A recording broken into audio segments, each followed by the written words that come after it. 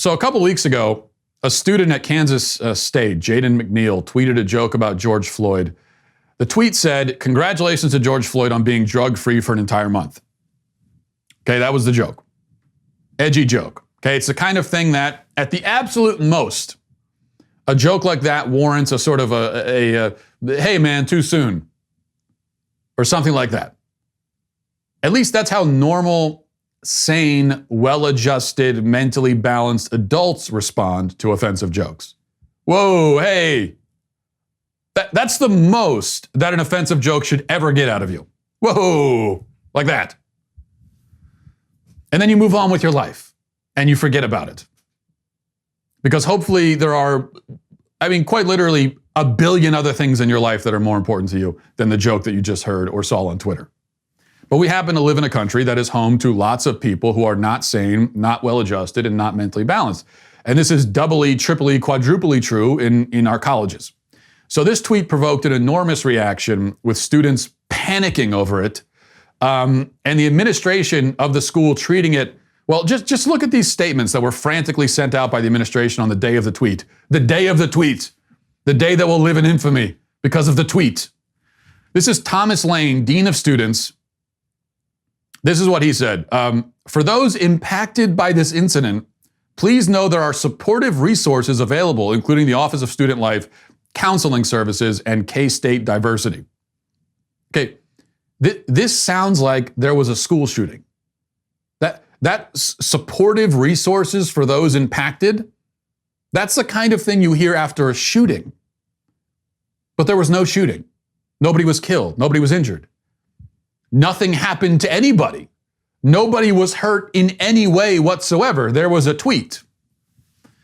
What would it even sound like to go and seek resources because of a tweet? I just want to know what that exchange, when a student goes into the Office of Student Life, like what are they saying? Yes, hi, I saw the tweet. Please help. Please help me. I saw the tweet. I saw the tweet. Something like that, I imagine. And then here's a message from the school president. A message from President Richard Meyer says, the insensitive comments posted by one K-State student hurts our entire community. These divisive statements do not represent the values of our university. We condemn racism and bigotry in all its forms. We are launching an immediate review of the university's options. Black Lives Matter at Kansas State University, and we will continue to fight for social justice. Hurts the community? How exactly? Can you explain that one, Prez? It's in specific detail. I want you to walk me through the steps. Okay, step one, somebody tweets a joke about George Floyd. And then there are a few more steps, and then someone is hurt. Like what happens? How does that tweet become a thing that is hurting someone? And in what way are they hurt by it? That's what I want to understand. Also, by the way, why is it just assumed that this is racist? It's an attack against an individual named George Floyd. You could say it's in poor taste. You could use all kinds of different adjectives. How is it automatically racist? If George Floyd was white and the exact same joke was told, then I guess it wouldn't be racist. Then you would say it was in poor taste. It's personally offensive to George Floyd and his family. Or that's what you would say. You wouldn't say it was racist. So anyway, that was over a week ago, and the traumatized students still have not recovered from this. They haven't gotten over it. Here's an article on kansascity.com. I just have to read some of this too. The headline is, "I am totally scared. Black students dread return to Kansas State after racist tweet." Well, we just have to pause right there. Dread return after tweet. It says, Michaela Ross, a Kansas State University sophomore, went to her internship boss at ExxonMobil last week and told him, "I'm scared to go back to school." She wanted him to know why she couldn't concentrate on work. She was preoccupied checking in with schoolmates after a K-State student's racially insensitive tweets about George Floyd offended students of color. and drew support from national white supremacist groups.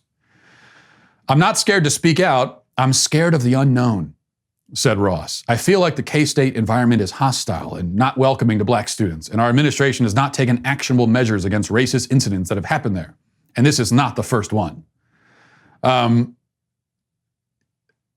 an unscientific student poll on Twitter, 124 of the approximately 700 black students on the Manhattan campus responded to the question, "Do you feel safe on campus?" About 80% said no, they don't. And I can't even continue reading this. This is mental illness, okay? If you sincerely cannot concentrate on work and you have to talk to your boss about it and you're traumatized and you're actually scared to go back to school because a kid tweeted something, then you have a mental illness. You have psychological problems that are much deeper than any tweet can touch. Yes, you do need counseling. That's the thing. That's the one thing I actually agree with. This stuff from the school of, if you need counseling, yeah, all of these students that are traumatized, they all need counseling, but not because of the tweet. Just how do you function as a human being when you are that fragile? That a tweet that someone sent could incapacitate you. And on top of that, it's like it's a tweet, and 99% of the people reacting to it are not just condemning it, but are over the top condemning it. So it's not even like you can say you feel ganged up on or no, everyone. So the tweet was sent. It's a tweet. Everybody is saying this is a horrible tweet. It's the worst. Is that not enough? Is that not enough condemnation? If 1 million people react to something and all but like 3 of them are condemning it, is that still, you need the other 3 too? In order to function again as a person? It's just, my God. This video is sponsored by BlinkSale, the revolutionary invoicing software for contractors and small businesses. Spend less time billing and more time making bank with BlinkSale. Get a free trial at the link in the video description.